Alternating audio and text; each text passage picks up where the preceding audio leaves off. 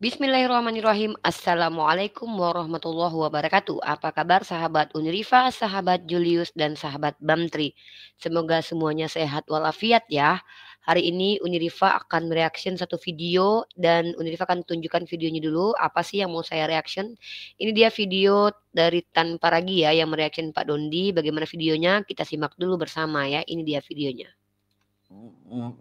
Beriman kepada Allah yang sama. Karena organisasi doang kan bedanya. Cuman ya. organisasi. Itu kan cuman kereta lah. Kereta untuk sekelompok manusia untuk mencapai tujuan masing-masing. Kalau ditanya nabinya siapa? Sama Nabi Muhammad SAW kan. Ditanya kitabnya apa? Sama, kitabnya Quran. Tapi kalau di Kristen antara Katolik, Ortodok, nanti ada Protestan, itu ada perbedaan sedikit-sedikit tentang akidah. Ya, Shalom Bro Timothy Al-Awal. Ya, Shalom Pak Tanpa Ragi. Saudara Muslim dulunya mempermasalahkan keesaan dalam iman kekristenan. Ternyata dalam keesaan pemahaman Muslim itu juga lebih parah lagi. Dulunya ketika tahun 2020, seingat saya ya, saudara Muslim itu suka mencakar mengadu domba antara kekristenan. Lihat aja keesaan dalam pemahaman iman Kristen. Satunya oneness, satunya Tritunggal, nggak ada yang jelas. Lihat aja kita yang percaya tauhid. Tauhid sudah jelas. Itu harga mati bagi kita. Pada faktanya kalau kita belajar dalam sejarah Muslim, manhaj salaf di kalangan Salafi Wahabi yang dikatakan reformator Muslim, bahkan Donny Witch ya, dalam buku Pemikiran Ilmu Kalam, tulisan dari Profesor Sairun An-Nasir, saya punya bukunya ya. Dia mengutip bahwa Ibnu Taimiyah dan juga Muhammad bin Wahab yang dikenal sebagai Wahabi itu sebagai reformator dalam Islam layaknya Martin Luther. Tapi kalau kita lihat dalam sejarah, Martin Luther tidak pernah menyangkal Tritunggal. Nah, terkait dengan oneness dan Tritunggal, Islam tidak sadar bahwa di kalangan Salafi itu lebih parah lagi. Mereka menolak ilmu kalam, mereka menolak 20 sifat wajib Allah, mereka menolak yang namanya itu ilmu kalam itu ya, karena dikatakan itu ilmu filsafat. Mereka mengatakan Oke, bismillahirrahmanirrahim teman-teman. Di sini saya mau mereaction satu hal ya. Teman-teman dengar ya, Pak Dondi mengatakan bahwa kalau tentang ketauhidan Allah, keesaan Allah, tidak ada satupun umat Islam dari golongan manapun yang berbeda pendapat. Tapi kita tidak pernah mengatakan bahwa tidak ada perbedaan pendapat dalam Islam. Si Timothy Al-Awal ini mengkomparasi dengan sesuatu yang bukan apple to apple, ibarat komparasinya antara apple sama gajah. Kalau terkait tentang penolakan orang-orang dari Salafi menolak tentang sifat 20, itu tidak berkaitan dengan tauhid. Ya. Karena yang namanya tauhid mengesahkan Allah itu sama bahwa tidak ada Tuhan selain Allah. Itu poinnya dulu ya teman-teman. Tapi kok malah melebar menjelaskan sifat 20 bla bla bla. Sifat 20 itu adalah konsep tentang pensifatan terhadap Allah berdasarkan ayat Al-Qur'an. Allah yang bilang. Begitu loh. Jadi terkadang kita bingung dengan umat Kristiani mencoba mencari remis tapi blunder sendiri teman-teman. Ya itu dulu dari saya. Coba kita dengarkan lagi nih. Itu tidak pernah diperkenalkan Nabi Muhammad. Hal yang menariknya dalam buku Sairun An-Nasir, dalam bukunya Pemikiran Ilmu Kalam yang halaman ke-26, itu dikatakan ilmu kalam tidak pernah tertulis dalam Al-Quran dan hadis. Para sahabat pun tidak pernah mengenalnya. Lalu kenapa saudara Muslim mempermasalahkan? Ini kembali lagi antara gajah, antara baina sama wasumur ya, antara langit dan sumur. Pembahasannya ini amburadul nih. Komparasi Kristen itu tidak akan pernah bisa mengkomparasi apple to apple dengan Islam. Yang dibahas adalah konsep ketuhanannya tuh nggak beda-beda. Orang manapun juga sesat-sesatnya umat Islam, entah seperti Syiah, mau dibilang Khawarij, tetap Tuhan itu ya satu-satunya Allah. Beda antara Trinitas dengan Oneness. Trinitas itu mengatakan bahwa Tuhan itu 3 dalam 1, 1 dalam 3. Sementara Oneness mengatakan Tuhan itu ya satu-satunya Yesus. Itu beda banget antara orang yang dari kalangan manapun menolak sifat 20, menolak ilmu kalam. Itu kan menolak konsep ilmu itu sah-sah saja, nggak masalah.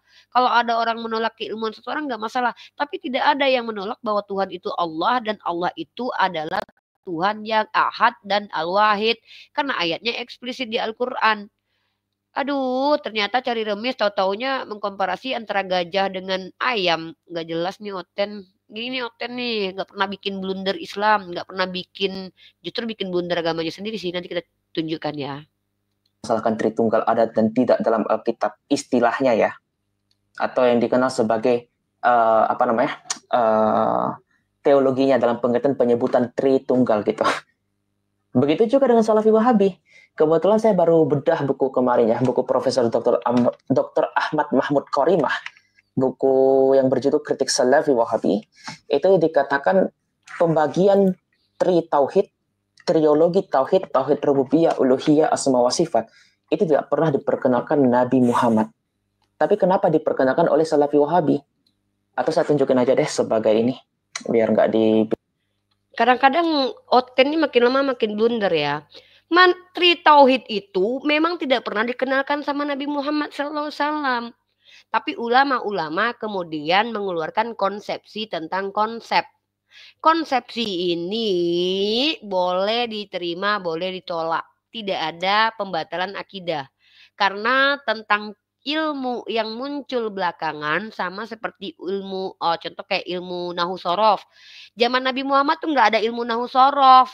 Bukan berarti nggak boleh ada ilmu nahu sorof. Zaman Nabi Muhammad tuh tidak ada ilmu fikih. Tetapi bukan berarti tidak ada ilmu fikih. Jadi di zaman Nabi Muhammad tidak ada ilmu matematika. Bukan berarti tidak boleh ada ilmu matematika. Ya elah, ini kenapa sih oten-oten pada blunder semua ini? Ya, yang ada itu di zaman Rasulullah Muhammad ibnu Abdullah adalah bahwa tauhid itu sah, beliau yang mengajarkan. Nabi Muhammad yang mengajarkan tauhid. Oke, saya kasih data teman-teman ya. Pertama kita bahas tentang tauhid dulu ya. Sebelum tapi saya tertarik sih nonton dulu sih asumsi liar dari orang-orang ini dulu ya. Bilang ya. Izin ya Pak Tanpa lagi ya. What's the first thing you do when you wake up in the morning? If you're checking your phone, stop.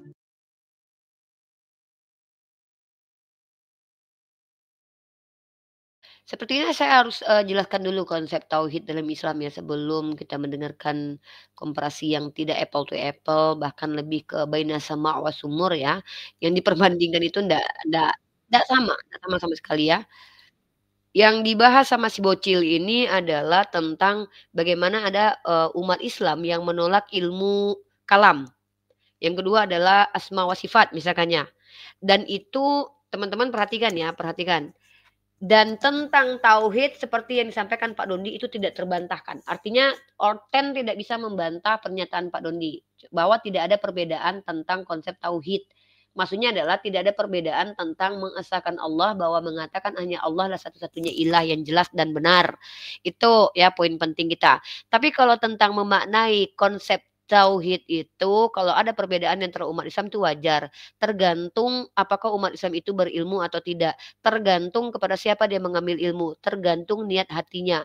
Jadi jangan bilang bahwa ketika kita sudah tahu bahwa konsep Allah itu tauhid, maka semua umat Islam pasti sama memaknainya. Tidak. Kalau dia tidak belajar tentu dia tidak paham juga. Tetapi cara memahami konsep tauhid adalah hal yang sangat mudah untuk dipahami, tidak berbelit-belit seperti Trinitas yang tidak jelas kedudukannya, bahkan menimbulkan perbedaan di antara umat Kristen sejak zaman pertama Kristen muncul sampai detik ini.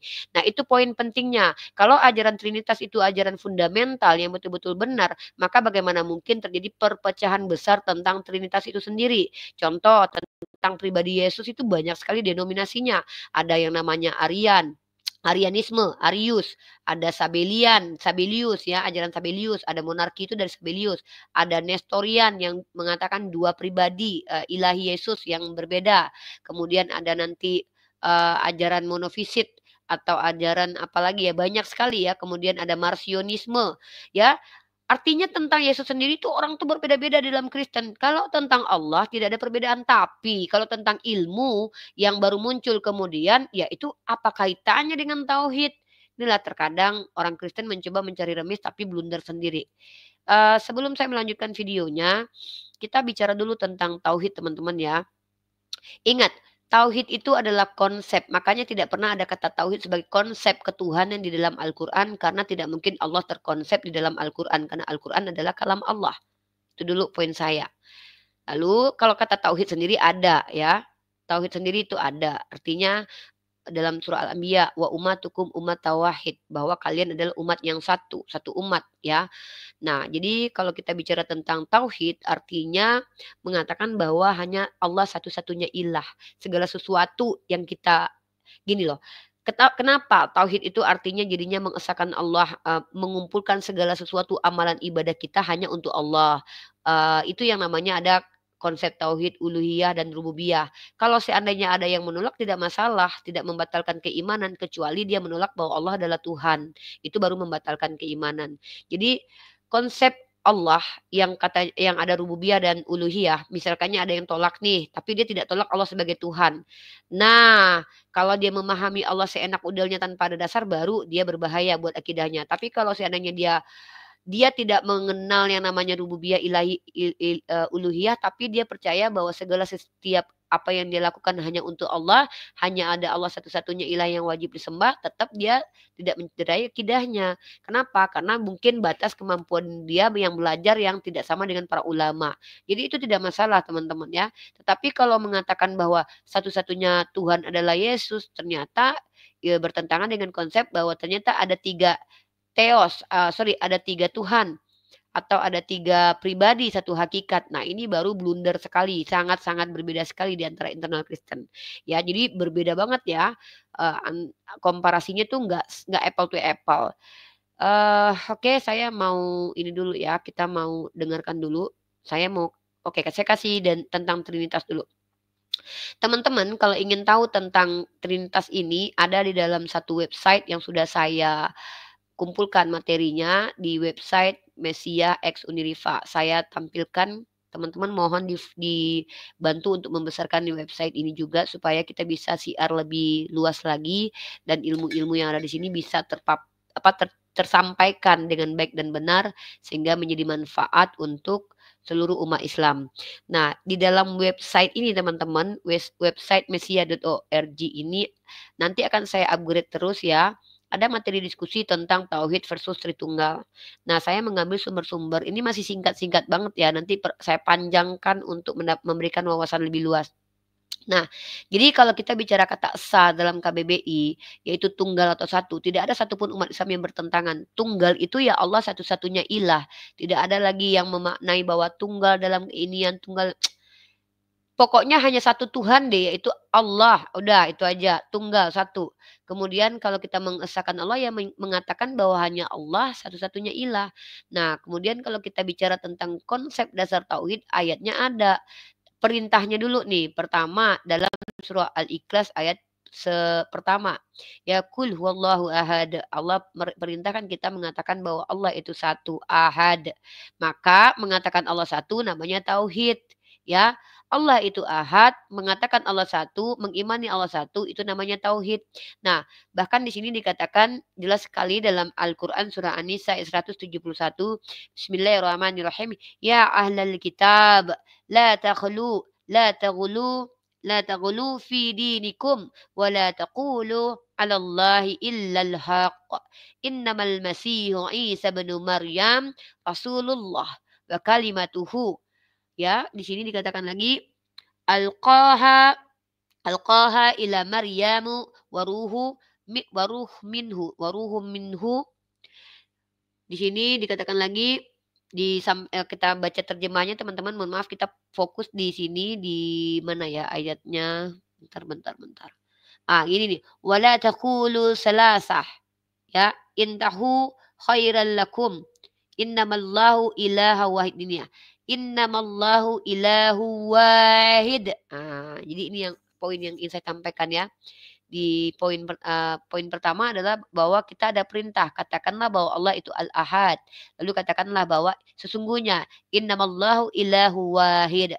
Baru penegasan lagi bahwa Allah itu al-wahid. Jadi al-ahad dan al-wahid adalah asma nama-nama Allah. Gelar Allah. Karena di sini dikatakan kul huwallahu ahad. Allah itu ahad. Contoh, katakanlah kalau Rifa itu manis, maka manis itu adalah nama dan sifat saya. Seperti itu. Nah, itu dirumuskan oleh para ulama. Kalau ada ulama yang lain mengatakan menolak hal itu, ya silakan. Tapi tidak menolak bahwa ini adalah gelar Allah. Begitu. Ya kalau orang menolak sifat Allah ya nggak masalah.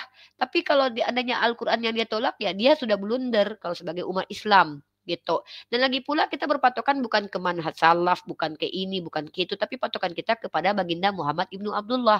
Makanya umat Kristen itu berpecah belah karena mereka mengikuti bapak-bapak gereja mereka, mengikuti sekolah-sekolah mereka, sementara kita fokus mengikuti Nabi Muhammad SAW. Kalau ada dalilnya ikuti, kalau tidak ada ngapain ikutin, kan begitu. Oke, jadi ini dulu ya kita bahas tentang Trinitas, Tauhid dulu.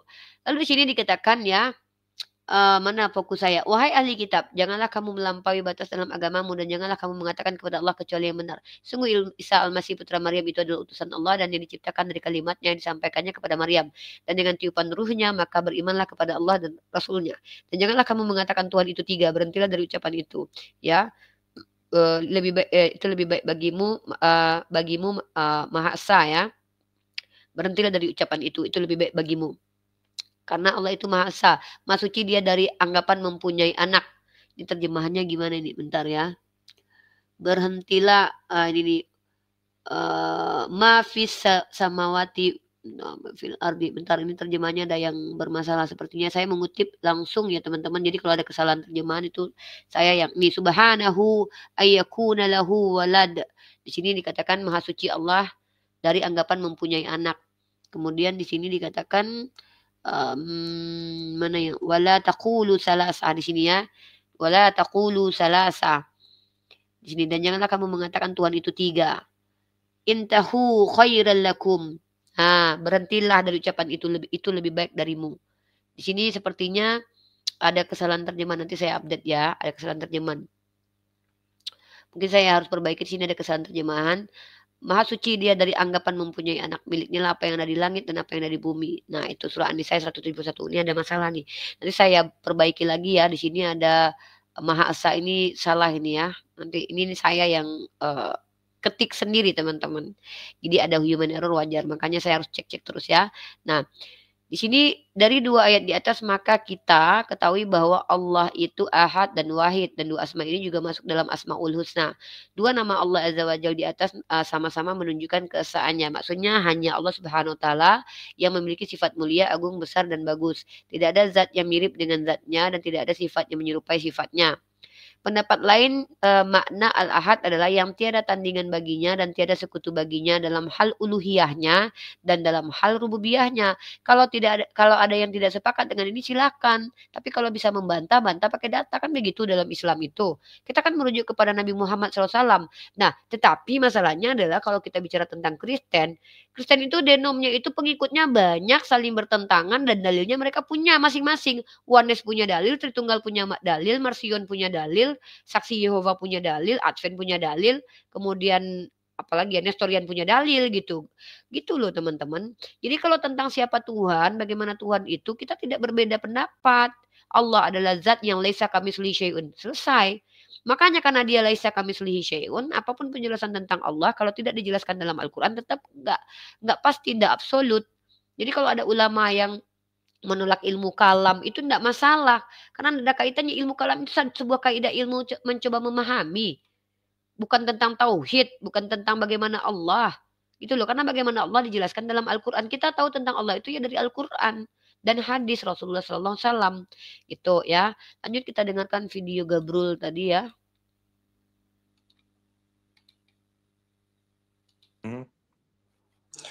Oke, ini buku yang baru saya bedah, Kritik Salafi Wahabi. Ini terjemahan dari Profesor Dr. Ahmad Karimah, ya, guru besar ilmu syariah Universitas Al-Azhar, berarti di Mesir. Dan ini juga ada biografinya, karena kopian jadi agak gelap ya. Mana ya kopiannya? Kopiannya seperti ini, cuma agak gelap orangnya. Nama lengkapnya adalah Ahmad Mahmud Karimah. Ini Asy'ariyah. Rata-rata di Indonesia itu Asy'ariyah. Selain Salafi, mereka adalah Asy'ariyah. Dan mereka ini cakar-cakaran. Salafisme dan teologi Tauhid. Pendiri Salafi itu yaitu Ibnu Taimiyah. Nanti dikembangkan oleh Muhammad bin Wahab yang dikenal sebagai Wahabi. Dia memperkenalkan konsep trilogi Tauhid. Sekali lagi, Ibnu Taimiyah itu yang memperkenalkan trilogi Tauhid. Trilogi lebih tepat. Ini kurang O. Rasulullah. Nah, teman-teman, disinilah perbedaan kita dengan umat Kristen ya. kita kita umat Islam itu berpatokannya kepada Al-Quran dan hadis. Nah, yang memahami Al-Quran dan hadis memang para ulama. Tapi kalau ada sesuatu yang tidak bersumber dari Al-Quran dan hadis, kita boleh menolak. Itu dulu poinnya. Nah, ini orang mengatakan bahwa ada ulama yang memunculkan sesuatu yang baru namanya trilogi tauhid. Masalahnya apa kaitannya dengan Trinitas dan Oneness yang sangat-sangat berbeda? Kita bicara tentang hal yang fundamental loh. Trinitas itu adalah ajaran yang baru muncul dari Tertullian, kemudian bertentangan dengan Arius, di mana Arius itu sama seperti Pak Jody ya. Orang-orang yang mengakui bahwa Yesus itu ciptaan. Tetapi kalau kita bicara tentang Oneness, Sabellius itu percaya bahwa Yesus itu dialah satu-satunya Allah. Nah, ini tentang Yesus itu berbeda pendapat mereka. Kalau ini ada orang yang baru muncul dari kalangan orang Salafi membawa ilmu baru ya, bukan tentang perbedaan tauhidnya dengan ulama salaf. Dengar ya, ini orang membawa ilmu baru, dan trilogi tauhid itu pun bukan mengatakan Allah itu berbeda dengan sudut pandang umat Islam salaf dan umat Islam sekarang. Tetap tentang Allah, tidak perbedaan bahwa dia adalah ilah. Tetap tentang tauhid, itu artinya mengesahkan Allah, mengatakan hanya Allah satu-satunya ilah. Nah, tentang trilogi tauhid itu bukan berarti ada ilah lain selain Allah, atau keraguan tentang keilahan Allah, atau keraguan tentang kenabian Nabi Muhammad. Tapi trilogi tauhid itu, teman-teman, tidak sampai ke ranah mengatakan bahwa Allah itu berbeda dengan para ulama. Cara memahami Allah berbeda dengan para ulama. Nah, kalau ilmu-ilmu yang baru muncul seperti asma wa sifat, itu adalah konsep yang muncul kemudian memudahkan umat Islam mengumpulkan ada beberapa asma dalam Al-Quran, lalu mengatakan inilah asma dan sifat Allah menurut para ulama. Kalau menolak silakan, tetapi ingat, kalau itu ada di Al-Quran ditolak itu sebagai sifat Allah, mau dikatakan apa itu? Ahad itu jadinya apa kalau bukan sifat? Ini contoh ya, contoh. Kalau ada ulama yang mengatakan, oh kita tidak percaya dengan sifat Allah, Allah tidak tersifati. Loh kalau gitu ahad itu apa? Berikan namanya. Ahad itu apa? Al-Wahid itu apa? Apakah Al-Wahid itu Allah? Nggak ada. Sebodoh-bodohnya umat Islam yang mengatakan Al-Wahid itu adalah Allah, selain dari Allah itu sendiri. 20 asma itu adalah pribadi yang berbeda dari... Nggak ada begitu. Ya, itu dulu poinnya ya. Ini kembali lagi, mereka mencoba mencari remis, tetapi tetap nggak tersentuh, teman-teman. Nggak pernah bisa blunder Islam. Mereka akan selalu blunder dengan penjelasannya. Ya, kenapa? Tidak ada kesamaan antara perpecahan denominasi di Kristen dengan pemahaman yang berbeda di dalam agama Islam. Itu dulu poinnya.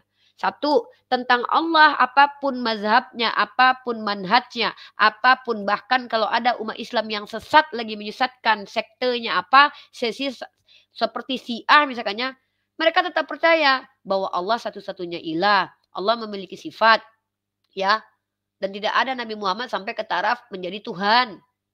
Gitu loh. Nah, bahkan ada orang-orang yang memahami bahwa Nur Muhammad adalah Allah menggunakan hadis-hadis yang batil, hadis doif, itu kemudian bisa kita katakan bahwa mereka jelas tersesat karena mereka tidak menggunakan parameter yang sesuai, yaitu menggunakan Al-Quran dan hadis. Nah, itu kenapa mereka wajib ditolak. Loh, berarti umat Islam tidak ada yang tersesat ya? Oh, tidak. Umat Islam itu ada yang tersesat. Ingat ya, karena mengaku Islam itu gampang. Bahkan menghancurkan Islam dari dalam bisa dengan cara apa? Pura-pura jadi Islam lalu menyesatkan. Nah, itu bisa. Bukan berarti umat Islam tidak yang tersesat. Ada umat Islam yang tersesat.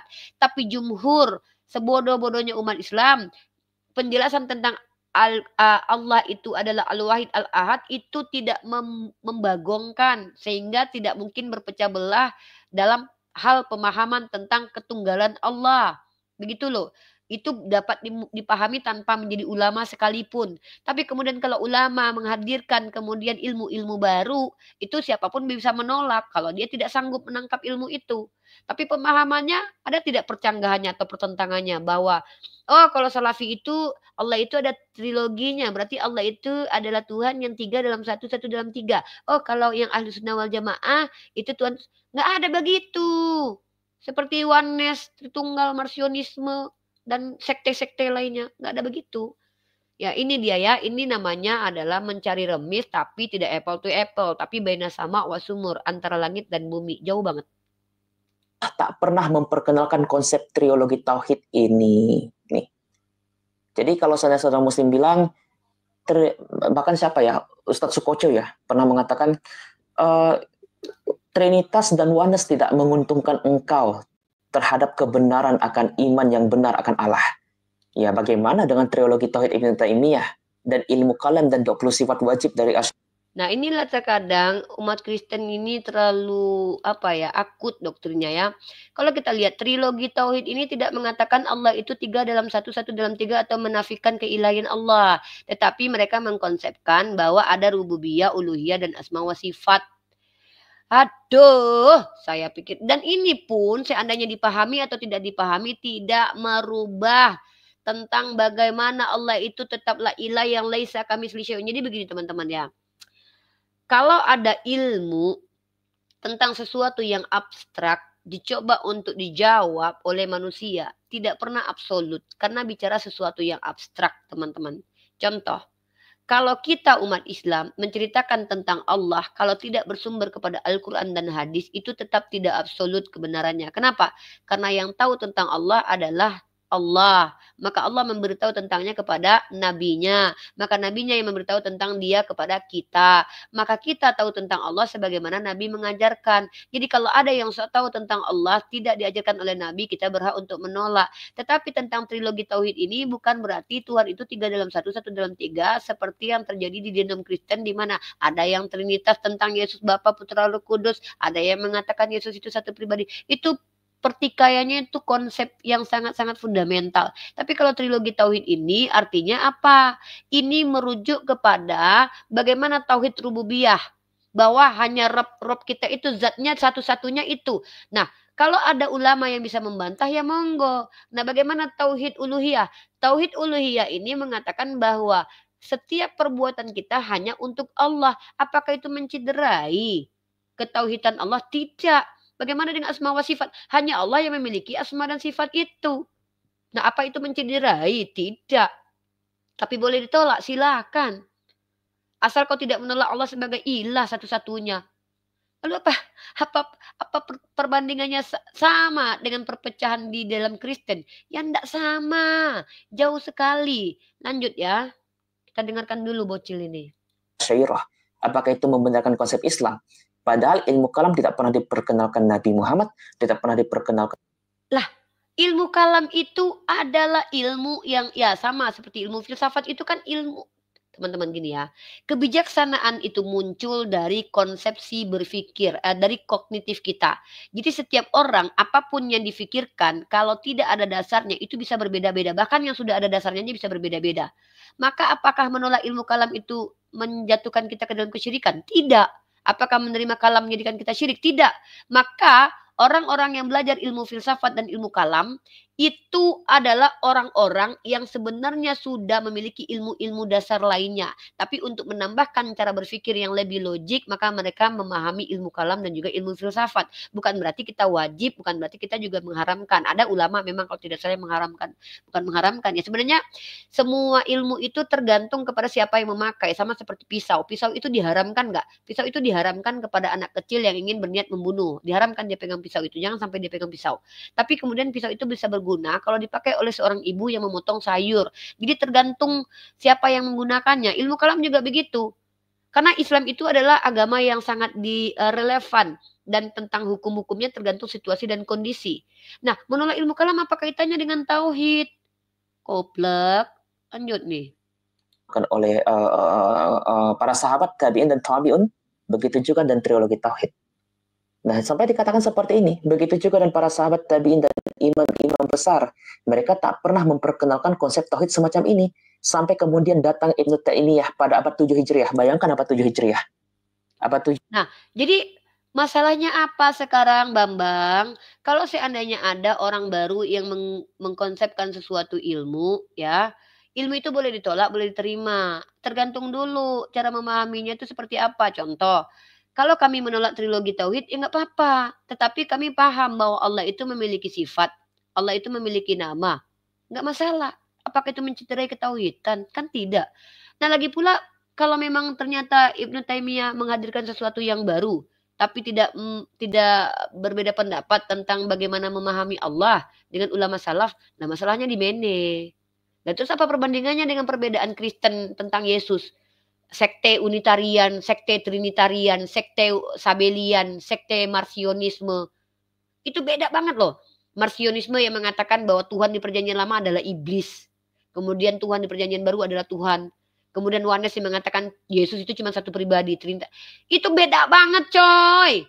Kalau ini sesuatu udah jelas tadi dijelaskan bahwa ini baru muncul. Artinya beginilah umat Islam sangat hati-hati. Akan sulit untuk menyesatkan umat Islam karena umat Islam begitu hati-hatinya. Bahkan seorang sekelas ulama Ibnu Taimiyah aja itu ada yang menolak pemikirannya karena baru muncul dan tidak diajarkan para nabi. Inilah bukti bahwa umat Islam itu tidak gampang diselewengkan. Nah, masalahnya menolak Ibnu Taimiyah tidak masalah, tapi pertanyaannya, Ibnu Taimiyah misalkannya kalau sesat, sesatnya di mana? Ulama yang akan membantahnya menggunakan data-data dan keilmuan. Nah, jadi Ibnu Taimiyah tetap mengesahkan Allah, mentauhidkan Allah, mengatakan Allah Tuhan, tidak meletakkan ilah lain. Itu loh, dan trilogi tauhid pun tidak mencederai ketuhanan Allah. Karena trilogi tauhid itu uluhiyah, rububiyah, asma wa sifat tidak sampai menunjukkan bahwa Allah itu 3 pribadi satu substansi gitu loh. Lah jadi inilah kehati-hatiannya umat Islam. Sedangkan sekelas Ibnu Taimiyah aja kita kritisi loh. Nah, kalian perbandingkan. Oneness itu adalah satu aliran yang bahkan mereka punya dalil di kitab suci kalian loh. Jadi kalau kalian berantem sama Trinitas tuh kalian blunder loh. Kalau kalian berantem sama orang Oneness itu blunder kalian Trinitas loh. Trinitas itu enggak produk Alkitabiah, enggak ada dalilnya eksplisit. Kalau Oneness banyak dalil-dalil eksplisitnya. Aku dan Bapa satu. Rasain kalian. Itu Oneness punya dalilnya, Trinitas punya dalilnya, Marcionisme punya dalilnya. Nestorian punya dalilnya. Jadi semua punya dalilnya. Nah, kalau jelas ini Ibnu Taimiyah membawa kaidah keilmuan, ya, yang tidak pernah diajarkan oleh Nabi, umat Islam berhak menolak. Mengikutinya tidak menjadikan kami jadi syirik. Saya kalau ikut pemahaman Ibnu Taimiyah memang saya jadi syirik? Enggak lah. Karena saya tidak mengatakan bahwa asma adalah Tuhan, ya, sifat adalah Tuhan, uluhiyah adalah Tuhan, rububiyah adalah Tuhan, 3 Tuhan tapi dalam satu. Enggak ada kesyirikan di situ. Begitu loh. Tapi yang kalian coba untuk tanggapi dari Pak Dondi nggak nyampe. Pak Dondi itu bilang tentang siapa Yesus tuh kalian beda-beda. Tapi kalau kami tentang Allah ya sama saja. Allah adalah Tuhan yang esa gitu. Dengan sifatnya atau dengan asma'nya atau apapun lah nama selain daripada itu. 7 Hijriah berarti kalau abad 7 Masehi itu abad 1 Hijriah ya. 7, 8, 9, 10, 11, 12, 13. Berarti abad 13 Masehi. 13 atau 14 ya Pak itu ya. Pak siapa? Pak Tamparagi. Jadi kalau saudara muslim membanggakan tauhid, kami itu tidak pernah ada perdebatan di kalangan Islam. Lah ini ada perdebatan kok tauhidnya. Bukan tauhidnya yang didebat Cahyono. Yang ditolak ulama itu konsep berpikirnya si Ibnu Taimiyah yang menghadirkan trilogi tauhid, istilah yang tidak pernah ada. Trilogi tauhid itu bukan tentang tauhid kepada Allah yang berbeda, tetapi dia mengkonsepkan tentang sifat Allah, ada uluhiyah dan rububiyahnya.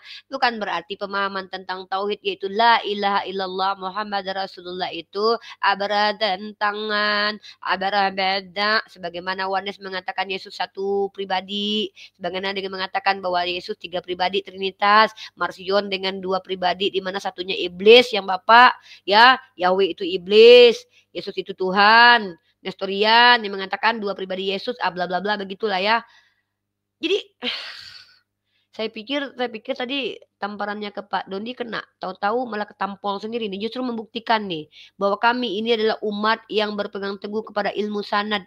Kalau tidak ada di Al-Qur'an dan hadis kami boleh menolak.